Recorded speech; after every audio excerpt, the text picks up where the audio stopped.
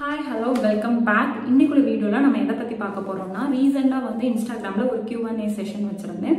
அதுல கொஞ்சம் ஒரு டாப் 10 क्वेश्चंसக்கு ஆன்சர் பண்றதா சொல்லுங்க. லைக் ரிப்பீட்டடா நம்ம group 2 and group 3 upcoming exam ரிலேட்டடா என்ன மாதிரி क्वेश्चंस கேட்டிருக்காங்க, என்ன மாதிரி டவுட்ஸ் உங்களுக்கு இருக்கு and அதை கன்சாலிடேட் பண்ணி ஒரு வீடியோல சொல்லலாம் அப்படின்னு. சோ கொஞ்சம் லைக் நிறைய டவுட்ஸ் கேட்டிருந்தீங்க. அதுல ரிப்பீட்டடா கேட்டதை கன்சாலிடேட் பண்ணி கொஞ்சம் क्वेश्चंस எடுத்துக்கிறேன். அதுக்கான ஆன்சர்ஸ் நம்ம வீடியோல பார்க்கலாம். சோ ஃபர்ஸ்ட் current affairs எவ்வளோ months படிக்கணும் and how and where to study, importance of current affairs. இந்த क्वेश्चंस கேட்டது பவித்ரா, கண்ணன், பரத். ஸோ இவங்க current affairs ரிலேட்டடாக கேட்குங்க. ஸோ current affairs ரிப்பீட்டடாக கேட்குறது எல்லாரும் எப்படின்னா எத்தனை மந்த் படிக்கணும் அப்படின்னு. ஸோ current affairs பொறுத்தவரை லிமிட்டே கிடையாது. நீங்கள் 2024 எக்ஸாம் எழுத போறீங்க அப்படின்னா 2022ல இருந்து கூட கேட்கலாம் அண்ட் 24ல இருந்தும் கேட்கலாம். ஸோ ஐயோ நான் எப்படி 2 வருஷம் படிப்பேன் அப்படின்னு நினைக்கிங்க. லைக் முடியாது, லிட்டரலாக பாசிபிள் இல்லை. புதுசாக படிக்கிறவங்களுக்கு என்ன சொல்றேன்னா மினிமம் 6 months படிங்க அண்ட் மேக்ஸிமம் 1 year படிங்க. அண்ட் ரொம்ப ட்ரெண்டிங்காக இருக்கிற கொஸ்டின்ஸ் கண்டிப்பாக கேட்பாங்க. இப்போ கோவிட் அந்த பீரியட்லேருந்தே இருந்துங்கிறப்போ கோவிட் ரிலேட்டடான கொஸ்டின்ஸ் வரதான் செய்யும். ஸோ அதுக்கு தான் நியூஸ் பேப்பர் படிக்கிறது சொல்றது. நியூஸ் பேப்பர் கண்டிப்பாக நீங்கள் வேலைக்கு கவுன்சிலிங் போகிற முந்தின நாள் வரை படிச்சு தான் ஆகணும். நீங்கள் கவர்மெண்ட் வேலைக்கு போனால் வேற ஆப்ஷனே கிடையாது. உங்களுக்கு புரியுதோ இல்லையோ, தினமணி இல்லைன்னா ஹிந்து ஏதோ ஒன்று எடுத்து டெய்லி நீங்கள் படிங்க, ஆட்டோமேட்டிக்காக உங்களுக்கு தெரிய ஆரம்பிக்கும். மற்றபடி ஸ்டாண்டர்டாக மந்த்லி கரண்ட் அஃபேர்ஸ் நம்ம எல்லாருமே படிக்கிறது தான். அது மினிமம் 6 months to 1 year கண்டிப்பாக படிங்க. கரண்ட் அஃபேர்ஸ் பெரிய role in preliminary as well as means. Okay, அடுத்து பிரதீபாங்கிறவங்க ஒரு டவுட் கேட்டிருக்காங்க. தமிழ் மேக்ஸ் ஒன்லி எனஃப், நல்லா பண்ணா போதுமா, 90+20 எடுத்தாலே ப்ரிலிம்ஸ் கிளியர் பண்ணலான்னு சொல்றாங்க அப்படின்னு. லைக் இட்ஸ் இது மித்துன்னு சொல்ல மாட்டேன். குரூப் 2 குரூப் 2A இது ஒரு ஷார்ட் கட்டு தான். லைக் தமிழ் மேக்ஸ், தமிழ் ஒரு ஜென்ரல் இங்கிலீஷ் அண்ட் மேக்ஸ் இது 125 நீங்கள் நல்லா ஸ்கோர் பண்ணீங்க அப்படின்னா லைக் 120+ எடுத்துட்டு அங்கே மற்ற ஜென்ரலில் கொஞ்சம் இம்பார்ட்டன்ட் ஏரியாஸ்லாம் அப்படி இப்படி டச் பண்ணி ஓரளவு மேனேஜ் பண்ணிங்கன்னா ஈஸியாக உள்ளே போகிறதுக்கான வாய்ப்புகள் மிக மிக அதிகம். லைக் அது உண்மைதான். தென் டேவிஸ் கார்டன் ஒரு கொஸ்டின் கேட்டிருந்தாங்க. படித்தது எதுவுமே ஞாபகம் இல்லாத மாதிரி இருக்கு, இது காமனா அப்படின்னு. தென் அனு மெனோஷியஸ்ங்கிறவங்களும் படிச்சுட்டே இருக்கும்போதே பயமா இருக்கு அப்படின்னு. Like it's very common. நீங்கள் உங்களுக்கு பயமா இருக்கு, மறக்குது, இந்த மாதிரி சிம்டம்ஸ்லாம் இருந்ததுன்னா நீங்கள் கரெக்டாக படிக்கிறீங்கன்னு அர்த்தம். யாராவது ரொம்ப கான்ஃபிடென்ட்டாக இருக்காங்கன்னு வைங்களேன், நான் நல்லா படிச்சிருக்கேன், எனக்கு நல்ல மறக்கவே இல்லை அப்படிலாம் இருக்குன்னா அவங்க நல்லா படிக்கலான்னு அர்த்தம். ஒரு கரெக்டாக படிக்கிறீங்க அப்படின்னா உங்களுக்கு பயம் இருக்கும். அதை விட ரொம்ப இது எல்லாமே மறந்த மாதிரி இருக்கும். நீங்கள் எத்தனை வாட்டி படித்தாலும் புதுசாக படிக்கிற மாதிரி தான் இருக்கும், 4 or 5 times ரிப்பீட் பண்ணும்போது. பட் நீங்கள் கரெக்டாக படிச்சிருந்தீங்கன்னா எக்ஸாம் ஹாலில் உங்களுக்கு அது ஹெல்ப் பண்ணும். ஸோ புதுசாக படிக்கிற மாதிரி இருக்குன்னு நினச்சி பயப்படாதீங்க. So it's a very common thing. Okay, then how to crack in first attempt, it's logically impossible, is there any possibility அப்படின்னு SHVன்னு ஒருத்தங்க கேட்டிருந்தாங்க.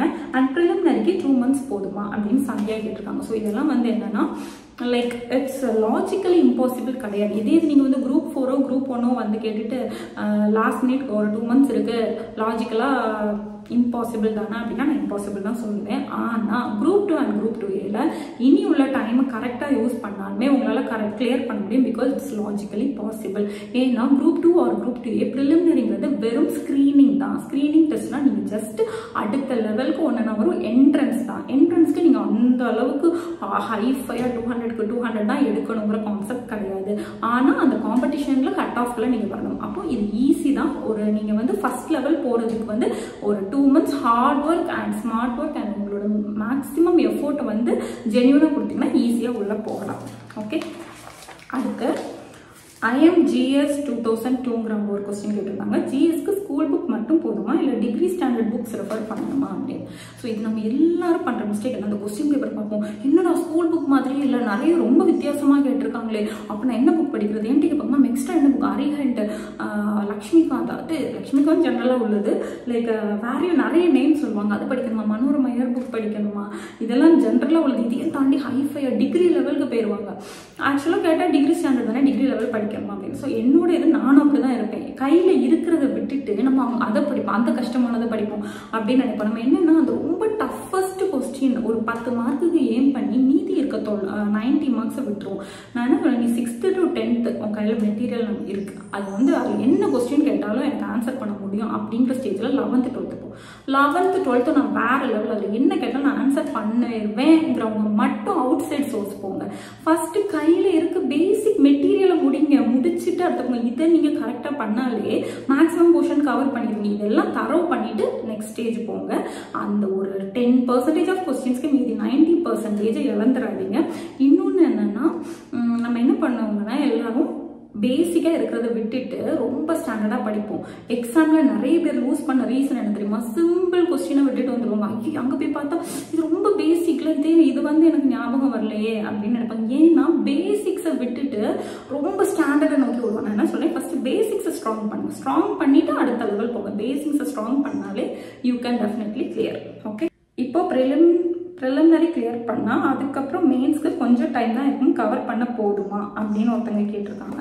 லைக் ப்ரிலிமினரி மெயின்ஸ் ரெண்டுமே கம்பைன் தான், ரொம்பலாம் வித்தியாசம் இல்லை. நீங்கள் இப்போ ப்ரிலிமினரியில் ஒன் வேர்டாக படிக்கிறது, மெயினில் வந்து டிஸ்கிரிப்டிவாக எழுத போடுங்க. ஸோ இப்போ ப்ரிலிமினரி பாயிண்ட் ஆஃப் வியூலே படிங்க. இந்த ஸ்கீம்ஸு கரண்ட் அஃபேர்ஸ்லாம் படிக்கும்போது கொஞ்சம் எலாபரேட்டாக படிங்க. அது வந்து நமக்கு மெயின்ஸ்க்கும் யூஸ் ஆகும். ஸோ இப்போதைக்கு இவ்வளோவே போதும். ரொம்ப மெயின்ஸ் நினச்சி குழப்பிக்கிறீங்க. நீங்கள் ஒன் வேர்டாக படிக்கிறது அங்கே டீட்டெயிலாக எழுத போடுங்க. ஓகே, ஸோ அதுக்கப்புறம் நான் முக்கியமாக இந்த வீடியோவில் வந்து ஃபோக்கஸ் பண்ணணும்னு நினச்சதே, திருப்பி கேட்டதே இந்த லாங்குவேஜ் கன்ஃபியூஷன். இந்த லாங்குவேஜ் செலெக்ஷனில் தான் எல்லாரும் கன்ஃபியூஷன் இருக்கீங்க. நான் ஜென்ரல் தமிழ் சூஸ் பண்ண ஜென்ரல் இங்கிலீஷ் எழுதலாமா, ஜென்ரல் டிஸ்கிரிப்டிவ் எழுதலாமா அப்படின்னு. ஸோ நான் வந்து ஒரு பேசிக்கான ஒரு இது சொல்கிறேன். ப்ரிலிமினரிக்கு நீங்கள் தமிழ் செலக்ட் பண்ணால் உங்களுக்கு ஜென்ரல் தமிழ் தான் கிடைக்கும், அண்ட் இங்கிலீஷ் செலக்ட் பண்ணால் இங்கிலீஷ் தான் வரும். ஸோ இதுக்கும் மெயின்ஸ்க்கும் இப்போ சம்மந்தம் கிடையாது.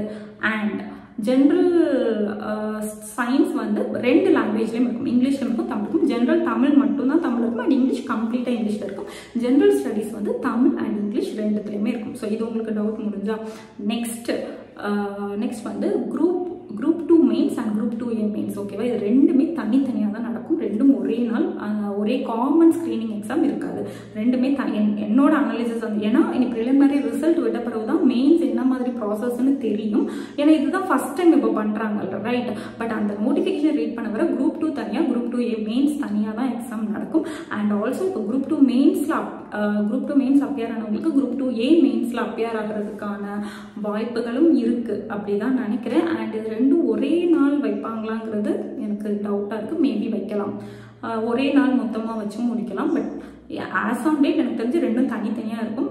சேர்த்து இருந்தாலும் நமக்கு பெரிய டிஃப்ரென்ஸ் இல்லை. நம்ம ப்ரிலிமினரி முடிஞ்சப்புறம் பார்க்கலாம். அடுத்து லாங்குவேஜ் பார்த்தீங்கன்னா குரூப் 2 மெயின்ஸில் வந்து ஃபர்ஸ்ட் வந்து தமிழ் வந்து லைக் குவாலிஃபையிங் எக்ஸாமினேஷன் மாதிரி இருக்குது. அது எல்லாமே தமிழில் இருக்கும். 100க்கு 40 மார்க் எடுக்கணும்.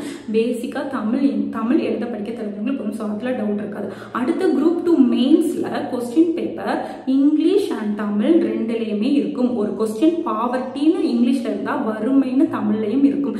நீங்கள் குரூப் 2 மெயின்ஸ் டிஸ்கிரிப்டிவ் எழுதக்கூடியவங்க, நீங்கள் ஜென்ரல் தமிழ் எடுத்தாலும் ஜென்ரல் இங்கிலீஷ் எடுத்தாலும் நீங்கள் ஃபாலோ பண்ண வேண்டியது ஒன்றே ஒன்று தான், ஒரே லாங்குவேஜ் தான் ஃபுல்லாக எழுதணும். அதுலேயுமே யூனிட் 8 வந்து நீங்கள் எதர் இங்கிலீஷ் ஆர் தமிழில் எழுதிக்கலாம். ஸோ இப்போ நீங்கள் வந்து ஜென்ரல் சயின்ஸ், பாலிட்டி அதெல்லாம் தமிழில் தான் எழுதுறீங்கன்னா நீங்கள் ஃபுல்லாக தமிழில் எழுதுங்க.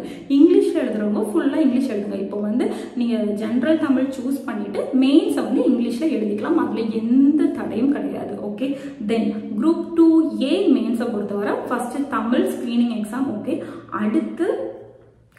அடுத்து வந்து general knowledge and general English வரும், ஜென்ரல் தமிழ் வரும். அது வந்து நீங்கள் லாங்குவேஜ் என்ன சூஸ் பண்ணுறீங்களோ அதுதான் எழுத முடியும். மேபி நீங்கள் ப்ரிலிமினரிக்கு இப்போ நீங்கள் ஜென்ரல் தமிழ் சூஸ் பண்ணியிருந்தீங்கன்னா ஆப்வியஸாக குரூப் 2A மெயின்ஸ்க்கும் நீங்கள் ஜென்ரல் தமிழ் தான் எழுத போகிறீங்க. அங்கே இங்கிலீஷ் எழுதிருந்தீங்கன்னா ஆப்வியஸாக இங்கேயும் இங்கிலீஷ் தான் எழுதுவீங்க. இர்ரெஸ்பெக்டிவ் மாற்றணுங்கிறது ரொம்ப ரேரஸ்ட் கேட்டகரி. அப்படியே உங்களுக்கு மாற்றணும்னாலும் எனக்கு தெரிஞ்ச மெயின்ஸ் நீங்கள் திருப்பி அப்ளை பண்ணும்போது திரும்ப லாங்குவேஜ் கேட்பாங்க. அதுக்கான சான்சஸ் அதிகம் தான். சரிங்களா? அதனால இது ரொம்ப லீஸ்ட் பாசிபிலிட்டி தான். தென் லாங்குவேஜ் சூஸ் பண்ணுறது இந்த ஒரு இஷ்யூ. லைக் அதிலே வந்து அந்த நோட்டிஃபிகேஷன்லேயே சொல்லிட்டாங்க, question paper will be set in both Tamil and English version is final. That means descriptive எல்லாமே இங்கிலீஷ் அண்ட் தமிழில் வந்து இருக்கும். ஸோ லாங்குவேஜை நினச்சி கன்ஃபியூஸ் பண்ணிக்க வேண்டாம். ஓரளவுக்கு உங்களுக்கு ஒரு ஐடியா கிடச்சிருக்கும்னு நினைக்கிறேன். லைக் இதில் ஃபர்தராக ஏதாவது டவுட்ஸ் அண்ட் இது இருந்துச்சுன்னா என்னோட இன்ஸ்டாகிராமில் கேளுங்க. நாங்கள் ஃபர்தராக நானும் அனலைஸ் பண்ணி, இது வந்து என்னோட அண்டர்ஸ்டாண்டிங் அண்ட் இதை தாண்டி இருக்கிறதுக்கான வாய்ப்புகளும் இல்லை. ஓகே, ஜென்ரல் குரூப் 2A மெயின்ஸில் வந்து ஜென்ரல் தமிழ் வந்து லைக் எலிஜிபிலிட்டி எக்ஸாம். அடுத்து வந்து பார்த்தீங்கன்னா 100 மார்க்ஸ்க்கு இருக்குல்ல, சொல்லணும்னு நினச்சதுதான் என்னென்னா உங்களுக்கு வந்து கம்ப்யூட்டர் பேஸ்டு டெஸ்ட் CBTன்னு சொல்கிறாங்க. இது வந்து இதை நினச்சி பயப்படாதீங்க, ரொம்ப நல்லது மெயின்ஸ் எழுத போகிறோம். ஏன்னா நீங்கள் ஒரு கொஸ்டின் வந்து டவுட்னா ரிவ்யூவில் வச்சுக்கலாம். இல்லை ஒரு கொஸ்டின் நீங்கள் செலக்ட் பண்ணாலும் நீங்கள் 50 கொஸ்டின் முடிச்சுட்டு திருப்பியும் வந்து இதில் நீங்கள் வந்து கரெக்ஷன் பண்ணிக்கலாம். இதே நம்ம OMRலாம் அந்த ஆப்ஷன் கிடையாது. இன்னொன்று அங்கே வந்து டைமர் ஓடிட்டே இருக்கும், உங்களுக்கு டைம் பார்த்துக்கலாம். இன்னொன்று வந்து ஸ்க்ரீனில் வந்து ஒரு கொஸ்டின் தான் அப்பேர் ஆகும், ஒவ்வொரு இதாக போகலாம். அண்ட் நீங்கள் ரிவர்ஸில் வந்து வந்துக்கலாம். ஏன்னா நாங்கள் டிபார்ட்மெண்டல் எக்ஸாம் வந்து இதே மாதிரி தான் சிபிடியில் தான் பண்ணோம். ரொம்ப நமக்கு ஃபஸ்ட்டு போகும்போது எனக்குமே ஐயோ எப்படி இருக்குமோ அப்படின்றது ரொம்ப ஈஸியாக இருந்தால் நமக்கு ரொம்ப convenient. Question paper answer sheet அந்த புரட்டுறதுல ரொம்ப கன்வீனியன்ட். உங்களுக்கு டைம் வந்து நிறைய சேவ் ஆகும். அதுக்கப்புறம் வந்து ரஃப் பேப்பரும் கொடுப்பாங்க. சரியா? ஸோ பாசிட்டிவாக ஒரு பாசிட்டிவ் மைண்ட் செட்டில் கண்டிப்பாக என்னால் முடியும். அப்படி இவ்வளோ நாள் விட்டால் கூட ஓகே, இனி உள்ள நாள் நீங்கள் தெளிவாக படித்தா கூட உங்களுக்கு அந்த நீங்கள் ஆசைப்பட்ட அந்த அரசாங்க அதிகாரிங்கிற ஒரு பதவி வந்து உங்களுக்கு கிடைக்கிறதுக்கான வாய்ப்புகள் ரொம்ப பிரைட்டாக இருக்குது. So keep studying. வேறு என்ன டவுட்னாலும் கேளுங்க.